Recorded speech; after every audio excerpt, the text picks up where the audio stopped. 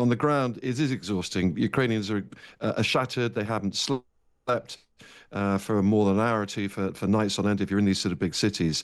But I think, Stig, the other way of looking at it is that this isn't actually endless, because Russia is running out of time, and that's the big belief here in Ukraine and in a lot of Western capitals too. As Ukraine's ceasefire talks stall, Russia has launched its biggest ever bombardment of the country this week, and there are concerns that Moscow is about to launch a summer offensive, with Putin convinced that his forces have battlefield superiority despite huge ongoing losses.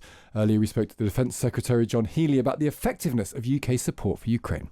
We are helping lead Europe and others to step up support for Ukraine, both in the fight now and in preparations for a potential ceasefire. But the intensified bombardment of civilians and cities underlines the brutality of Putin's war on Ukraine. They're fighting with huge courage, the civilians and military alike, and they require and have a right to expect greater support from us, and they'll get that as we step up our support for Ukraine alongside the French.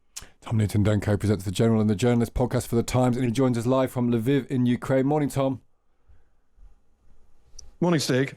The fear we've heard over the course of the morning, including from another journalist in Ukraine, is this becomes almost a forever war. It's very drone-based. Russia has the ability to make drones now at an absolute scale.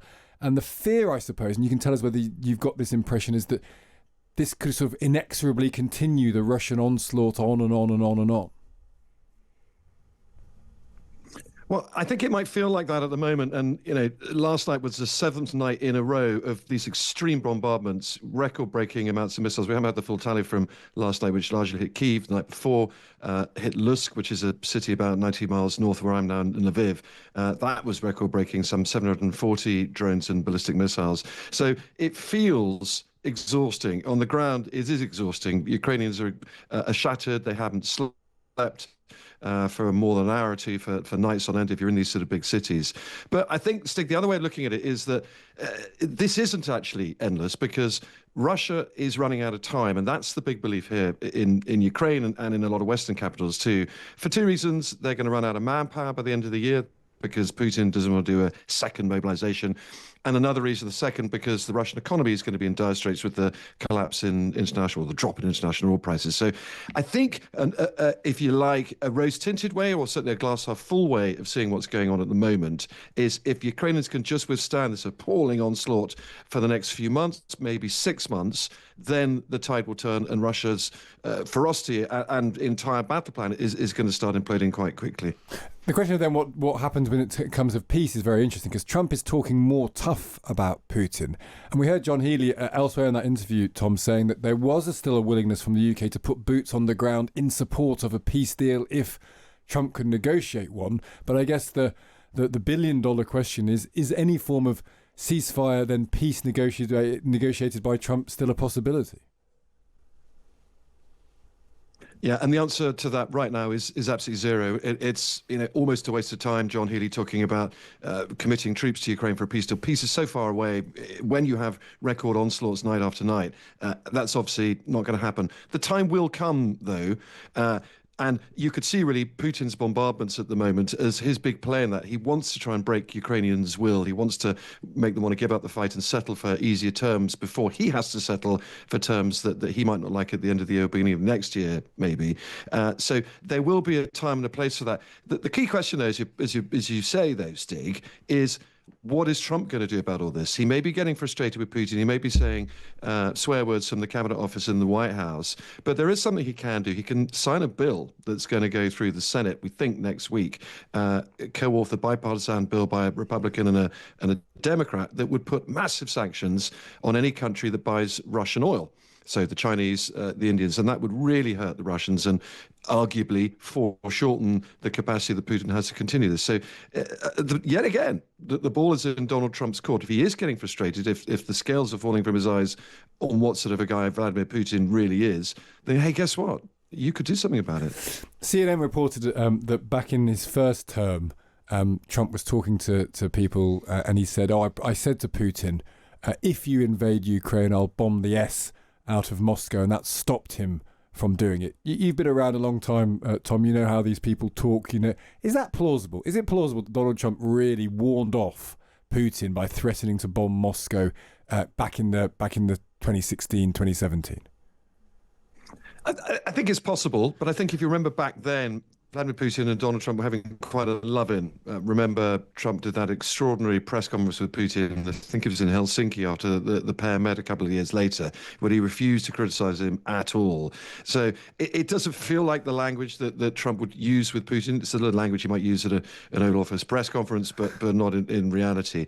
But if there's a continuity going all the way from 2016 up to now, 9 years later, and that is Donald Trump has always been incredibly reluctant to do anything but glad hand Vladimir Putin, because his view of the world order, so we think, is that he wants to get on with Putin, he wants to get on with President Xi of China, and they want to carve up the world together as a sort of threesome, as they might have at the Yalta conference back in 1945 when we had someone around the table called Churchill, of course. But he doesn't really want to get aggressive with Putin. He doesn't want to take him on, certainly want to take him on militarily, because that would prevent him from doing this great sort of global carve-up deal that he has in mind. And that seems to be the reluctance still. And whether that changes, whether he does get more and more frustrated and sees Vladimir Putin as, for example, the great obstacle for him, between him and a Nobel Peace Prize, that I think is what's in play over the next few months. And nothing may change, or maybe it will. And that, obviously, if it does, it'll be huge for Ukraine.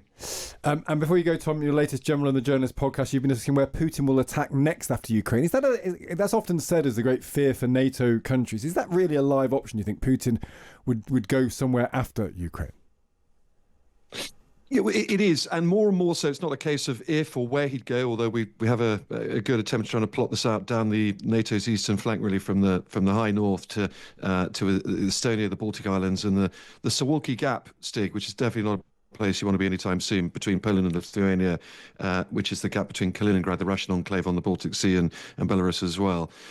But it's more been seen by NATO as a case of when, not if. And a lot of these countries are absolutely convinced Putin will try something next. Not necessarily a full-blown land invasion, but something to test NATO's resolve. Because, and you ask a fair question, why would he want to take on NATO in its full might, having just lost 1 million men in Ukraine and getting nowhere fast here, you'd argue. And I think the explanation that some give, and certainly Patrick, the general half of our equation gives, is this is in his DNA. This is his ideology. And, he's always believed this, the need for a bigger Russia to take on NATO. But now he's also, over the last 3 years, militarized, if you like, an entire nation. He's fed them this propaganda. He's fed them the line that the West and NATO is now a mortal enemy and a threat, and they have to be confronted. And once you've militarized an entire country, you've got 1 million men still in uniform coming back from Ukraine, it's very hard to turn that war machine off. Yeah, so interesting. That's so interesting, Tom. And it's one of the great issues of the age we're going to have to try and confront. Great to speak to you as ever. Thank you so much.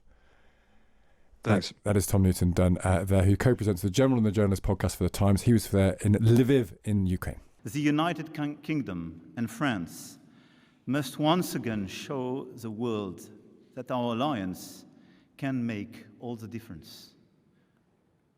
Clearly, we have to work together in order to defend an efficient multilateralism and to protect the international order as we forged it after the Second World War.